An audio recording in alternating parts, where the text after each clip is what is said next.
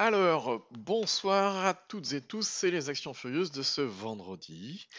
Comme d'habitude, avertissement, cette vidéo est uniquement à but pédagogique, je partage simplement mes propres avis et réflexions. Les actions présentées ne sont en aucun cas des conseils d'achat ou de vente et vous êtes seul responsable de vos investissements. Pour me suivre, c'est sur Twitter, @trendfrance. Allez, on passe direct sur le CAC. C'est pas beau. Alors, le CAC est sorti de sa zone de force sur indicateur extra-trend. Pour rappel, la zone de force, c'est la zone bleue turquoise dans laquelle les cours ont un maximum de probabilité haussière. Donc vous comprenez bien que là, vu qu'on en est sorti, on n'a pas un maximum de probabilité haussière. Donc il faut faire attention, il peut y avoir des trous d'air.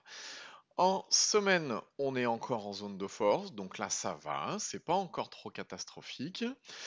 Aujourd'hui, il y a pas mal de valeurs qui ont pâti justement de cette chute du CAC de 0,79%. Mais malgré tout, il y en a certaines qui ont sacrément bien tenu, voire même certaines qui ont été un petit peu insolentes. Alors, vous en connaissez déjà pas mal, puisqu'il y en a déjà pas mal qu'on suit. Il y a Aegon, alors ça c'est vraiment l'insolence, plus 4,34%. On la suit depuis la cassure de la résistance dynamique et la cassure de ce point support qu'il y a là. Qui a servi de point de bascule. Il s'est passé différentes choses et là on est vraiment en plein mouvement haussier, on a des volumes qui arrivent, on a tout, on a la totale à Aegon, je vous rappelle, hein. Ce qu'on jouait c'était la propagation du signal de l'unité jour sur l'unité semaine. En semaine on a la création, le déclenchement de la zone de force, la cassure de la résistance dynamique cette semaine, c'est pas mal du tout. On a également Aegas. Ce qu'on avait surveillé, c'était la cassure de la résistance dynamique qui était ici. Pareil, une belle bougie, des volumes, c'est bien. Aegas, ce qu'on jouait, pour rappel, bougie moi, c'était la réintégration justement de la zone de force en bougie moi. En semaine, c'est bien, on est en pleine zone de force, tout est bon. On a un système qui... alors là, intéressant. On l'a surveillé depuis un moment, hein, déjà.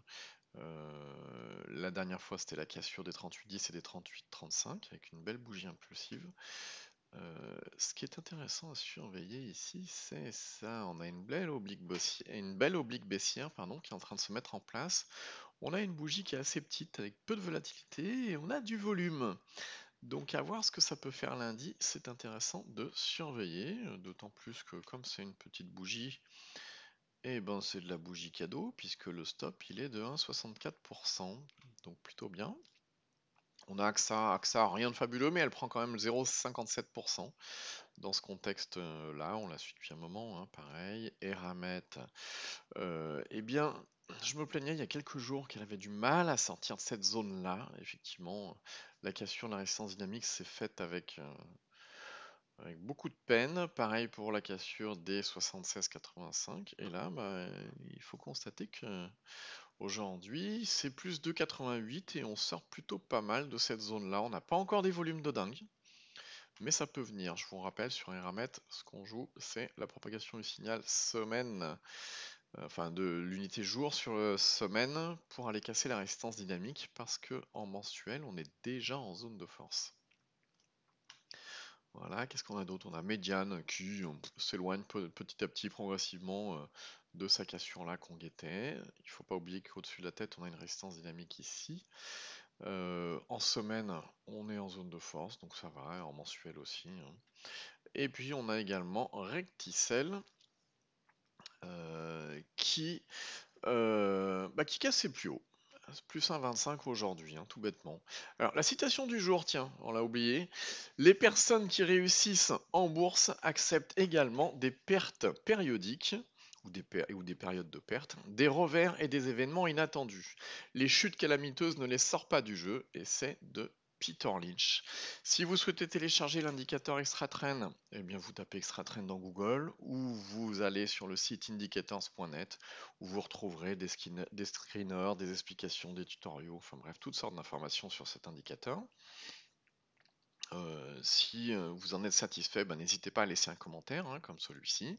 Et puis, comme d'habitude, si vous découvrez cette chaîne, il vous suffit de vous abonner et de cliquer sur la petite cloche pour être alerté en temps réel dès que je publie une vidéo.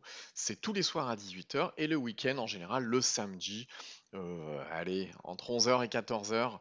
Donc bah, sur ce, je vous dis à demain samedi entre 11 h et 14 h. Allez, bonne soirée, à bientôt, au revoir.